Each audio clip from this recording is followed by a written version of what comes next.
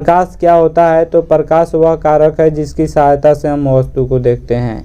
और परावर्तन किसे कहते हैं? तो लौटने की क्रिया को परावर्तन कहते हैं।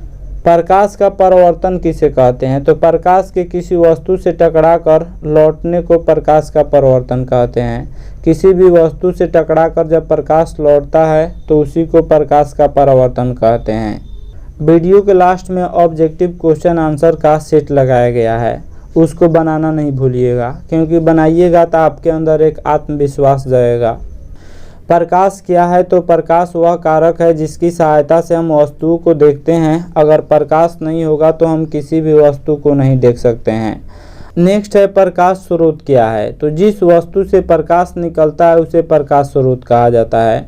जैसे सूर्य से प्रकाश निकलता है, तारे से प्रकाश निकलता है, बिजली का जलता हुआ बल्ब, मोमबत्ती, लैंप, लालटेन, दिया, यह सब प्रकाश के स्रोत है। प्रकाश के स्रोत दो तरह के होते हैं, एक होता है प्राकृतिक स्रोत और दूसरा होता है मानव निर्मित स्रोत। तो सूर्य, तारे यह प्राकृतिक स्रोत है, बिजली का जलता बल्ब, मोमबत्ती, लैंप, लालटेन, दिया यह मानव निर्मित स्रोत है। नेक्स्ट है प्रकाश एक प्रकार की ऊर्जा है, प्रकाश एक प्रकार की एनर्जी है। नेक्स्ट है प्रदीप्त वस्तुएं क्या हैं? तो वे वस्तुएं जो प्रकाश उत्सर्जित करती हैं उसे प्रदीप्त वस्तुएं कहते हैं। जैसे सूर्य, बिजली का जलता बल्ब, जलती मोमबत्ती, यानी जो वस्तुएं प्रकाश को उत्सर्जित करती हैं वह प्रदीप्त कहलाती है। और अप्रदीप्त वस्तुएं क्या हैं? तो वे वस्तुएं जो प्रकाश को उत्सर्जित नहीं करती है उसे अप्रदीप्त वस्तुएं कहते हैं। जैसे टेबल प्रकाश को उत्सर्जित नहीं करती है, कुर्सी, पुस्तक, पौधे ये सब प्रकाश को उत्सर्जित नहीं करती है, इसलिए यह अप्रदीप्त वस्तुएं हैं। नेक्स्ट है प्रकाश की किरण क्या है? तो एक सरल रेखा पर चलने वाले प्रकाश को प्रकाश की किरण कहते हैं। एक सरल रेखा का मतलब सीधी रेखा होता है, तो सीधी रेखा पर चलने वाले प्रकाश को प्रकाश की किरण कहते हैं। और प्रकाश की किरण हमेशा सीधी रेखा पर चलती है, हमेशा सरल रेखा पर चलती है। प्रकाश की किरण पुंज किसे कहते हैं? तो पुंज का मतलब समूह होता है।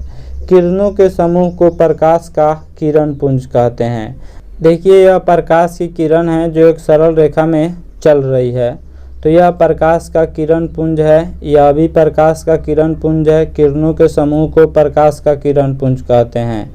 नेक्स्ट है प्रकाश का किरण पुंज मुख्यतः 3 प्रकार के होते हैं। किरण पुंज मुख्य रूप से 3 प्रकार के होते हैं। पहला अपसारी किरण पुंज, दूसरा समांतर किरण पुंज और तीसरा अभिसारी किरण पुंज। अपसारी किरण पुंज का अर्थ होता है एक बिंदु से निकलकर फैलना, और समांतर किरण पुंज का अर्थ होता है समांतर रूप से चलना, जैसे यह समांतर किरण पुंज है। और अभिसारी किरण पुंज का मतलब एक बिंदु पर आकर मिलना। सूर्य से आते किरण पुंज को समांतर किरण पुंज माना जाता है। अब इसके हम लोग परिभाषा जानेंगे। अपसारी किरण पुंज किसे कहते हैं? तो जब प्रकाश की किरणें एक बिंदु स्रोत से निकलकर फैलती चली जाती है तो इस प्रकार के किरण पुंज को अपसारी किरण पुंज कहते हैं। जैसे यह एक बिंदु है और यहाँ से प्रकाश की किरणें निकलकर जब फैलती चली जाती है तो इस प्रकार के किरण पुंज को अपसारी किरण पुंज कहा जाता है। समांतर किरण पुंज किसे कहते हैं? तो जब प्रकाश की किरणें एक दूसरे के समांतर होती है तो इस प्रकार के किरण पुंज को समांतर किरण पुंज कहते हैं। एक दूसरे के समांतर होती है तो इस प्रकार के किरण पुंज को समांतर किरण पुंज कहते हैं। नेक्स्ट है अभिसारी किरण पुंज किसे कहते हैं? तो जब प्रकाश की किरणें एक बिंदु पर आकर मिलती है तो इस प्रकार के किरण पुंज को अभिसारी किरण पुंज कहते हैं। जैसे यह अपसारी किरण पुंज है, यह 1 नंबर अपसारी किरण पुंज है। यह 2 नंबर समांतर किरण पुंज है, एक दूसरे के समांतर है। और यह अभिसारी किरण पुंज है क्योंकि प्रकाश की किरणें एक बिंदु पर आकर मिल रही है। यहाँ पे प्रकाश की किरणें एक बिंदु से फैल रही है और यहाँ पे प्रकाश की किरणें समांतर है। नेक्स्ट है पारदर्शी पदार्थ क्या होता है? तो वे पदार्थ जिनसे होकर प्रकाश आसानी से पार कर जाता है पारदर्शी पदार्थ कहलाते हैं। जिस पदार्थ से प्रकाश आसानी से पार कर जाता है, बिना रुकावट के पार कर जाता है, वह पारदर्शी पदार्थ कहलाता है। जैसे कांच, पानी, हवा। कांच का अर्थ शीशा होता है, शीशा से प्रकाश आसानी से पार कर जाता है, पानी से भी पार कर जाता है, हवा से भी पार कर जाता है, अतः यह सब पारदर्शी पदार्थ है। पारभासी पदार्थ किसे कहते हैं? तो वे पदार्थ जो उन पर पड़ने वाले प्रकाश के एक छोटे से भाग को ही अपने में से होकर जाने देते हैं, पारभासी पदार्थ कहलाते हैं। पारभासी पदार्थ प्रकाश के पूरा भाग को नहीं जाने देते हैं, एक छोटे से ही भाग को जाने देते हैं। जैसे घिसा हुआ कांच से प्रकाश प्रवाहित किया जाएगा तो कुछ ही भाग बाहर जाएगा, या तेल लगा कागज हो गया, या रक्त यानी खून हो गया, दूध हो गया, चर्म चमड़ा हो गया, आँख की पलक हो गया, इसे प्रकाश पूरा नहीं जाता है, एक छोटा सा भाग ही प्रकाश जा पाता है। अपारदर्शी पदार्थ क्या होता है? तो वे पदार्थ जो प्रकाश को अपने में से होकर नहीं जाने देते, अपारदर्शी पदार्थ कहलाते हैं। जो पदार्थ प्रकाश को अपने में से नहीं जाने देते हैं वह अपारदर्शी पदार्थ कहलाते हैं। जैसे लकड़ी, लोहा, पत्थर, अलकतरा, पेंट, धातु की कोई भी प्लेट हो गया, उससे प्रकाश नहीं जाता है, अतः ये सब अपारदर्शी पदार्थ कहलाते हैं। प्रकाश का परावर्तन किसे कहते हैं? तो प्रकाश के किसी वस्तु से टकराकर लौटने को प्रकाश का परावर्तन कहते हैं। किरण आरेख क्या होता है? तो प्रकाश की किरणों का पथ दर्शाने वाले चित्रों को किरण आरेख कहा जाता है। जैसे देखिए यह किरण आरेख है, यानी प्रकाश के किरणों का पथ मिश्र रास्ता होता है। प्रकाश की किरणों का पथ दर्शाने वाले चित्र को किरण आरेख कहा जाता है। जैसे यह प्रकाश के परावर्तन का किरण आरेख है। परावर्तन के नियम किसे कहते हैं? तो प्रकाश की किरणें किसी सतह पर पड़कर जिन नियमों का पालन करते हुए उस सतह से परावर्तित होती है, उन नियमों को परावर्तन का नियम कहते हैं। प्रकाश की किरणें जब किसी सतह पर पड़ती है तो वह एक खास नियम का पालन करके उस सतह से लौटती है और उसी को परावर्तन का नियम कहते हैं। जैसे यह परावर्तन के नियम का डायग्राम है, परावर्तन के नियम का किरण आरेख है।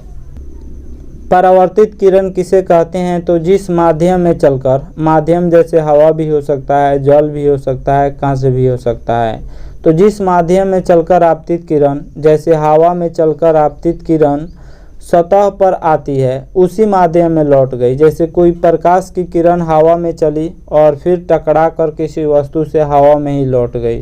जैसे ऐसे नहीं कि हवा से पानी में चली गई या हवा से कांच में चली गई, वह ऐसा नहीं होगा। जिस माध्यम में चलकर आपतित किरण सतह पर आती है, उसी माध्यम में लौट गई किरण को परावर्तित किरण कहते हैं। चित्र में ओ भी परावर्तित किरण है। देखिए यह चित्र है, इसमें एओ यह जो है वह आपतित किरण है और आपतित किरण सतह से टकराकर लौट रही है, तो लौटती हुई किरण को परावर्तित किरण कहते हैं और आती हुई किरण को आपतित किरण कहते हैं। नेक्स्ट है आपतन बिंदु किसे कहते हैं? जिस बिंदु पर आपतित किरण सतह से टकराती है उसे आपतन बिंदु कहते हैं। चित्र में ओ आपतन बिंदु है। देखिए यह एओ आपतित किरण है और यह जिस बिंदु पर सतह से टकराती है उसी बिंदु को आपतन बिंदु कहते हैं। अतः चित्र में ओ आपतन बिंदु है क्योंकि आपतित किरण इसी सतह पर टकरा रही है। नेक्स्ट है अभिलंब किसे कहते हैं? तो किसी समतल सतह के किसी बिंदु पर खींचे हुए लंब को उस बिंदु पर अभिलंब कहते हैं। चित्र में ओएन अभिलंब है। देखिए यह समतल सतह है, यानी जो समतल दर्पण है यह समतल सतह है, अर्थात यह प्लेन है और इस पर जो लंब खींचा जाता है उसी को अभिलंब कहा जाता है। ओएन अभिलंब है, यह 90 डिग्री का एंगल बना रहा है और यह भी 90 डिग्री का एंगल बना रहा है।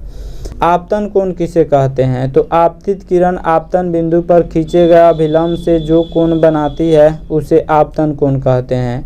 चित्र में कोण NOA बराबर I बराबर आपतन कोण है। देखिए चित्र में AO आपतित किरण है और ON अभिलंब है और इसके बीच जो कोण बनता है वही आपतन कोण होता है। I आपतन कोण हो गया।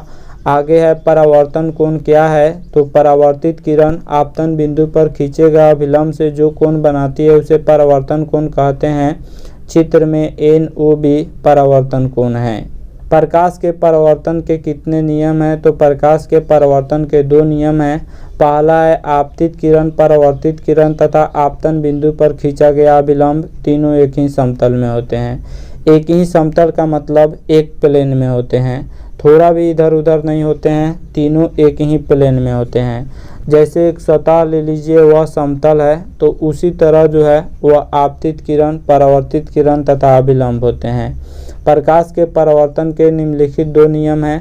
एक नंबर है आपतित किरण, परावर्तित किरण, यानी यह आपतित किरण, यह परावर्तित किरण और यह अभिलंब तीनों एक ही समतल में होते हैं, यानी तीनों एक ही प्लेन में होते हैं, सेम प्लेन में होते हैं, कोई इधर उधर नहीं होता है।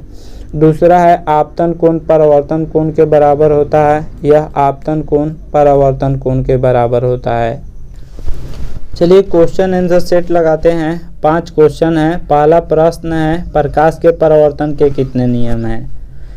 पॉइंट नंबर है 1, 2, 3, 4। तो हम लोगों ने पढ़ा है कि प्रकाश के परावर्तन के नियम 2 हैं। अगला पॉइंट है मानव निर्मित प्रकाश स्रोत हैं। इनमें से कौन है मानव निर्मित प्रकाश स्रोत। तो सूर्य प्राकृतिक स्रोत है, तारे भी प्राकृतिक स्रोत है, लालटेन मानव निर्मित स्रोत है, अतः लालटेन करेक्ट आंसर हो जाएगा। अगला प्रश्न है प्रकाश के किरण पुंज कितने प्रकार के होते हैं। तो हम लोगों ने पढ़ा है कि प्रकाश के किरण पुंज 3 प्रकार के होते हैं, अतः सी इज राइट आंसर हो जाएगा। नेक्स्ट है प्रदीप्त वस्तुएं हैं। इनमें से कौन सी वस्तुएं प्रदीप्त वस्तुएं हैं। तो प्रदीप्त वस्तुएं किसे कहते हैं, जो प्रकाश उत्सर्जित करती है उसे प्रदीप्त वस्तुएं कहते हैं। तो इनमें से टेबल प्रकाश उत्सर्जित नहीं करता है, पौधे प्रकाश उत्सर्जित नहीं करता है, सूर्य प्रकाश उत्सर्जित करता है, अतः सूर्य प्रदीप्त वस्तु है। नेक्स्ट है पारभासी पदार्थ है। इनमें से कौन से पदार्थ पारभासी पदार्थ है। तो हम लोगों ने पढ़ा है कि प्रकाश के कुछ भाग को ही अपने से होकर जाने देते हैं, उसे पारभासी पदार्थ कहते हैं। तो लकड़ी अपारदर्शी पदार्थ है, दूध यह पारभासी पदार्थ है, पत्थर भी अपारदर्शी पदार्थ है, हवा जो है यह पारदर्शी पदार्थ है, इसलिए दूध जो होगा वह पारभासी पदार्थ होगा। आशा करता हूँ यह वीडियो आप सब किसी को काफ़ी पसंद आया होगा। हमारे चैनल को सब्सक्राइब करें, इस वीडियो को लाइक करें तथा अधिक से अधिक शेयर करें। Thanks for watching my video.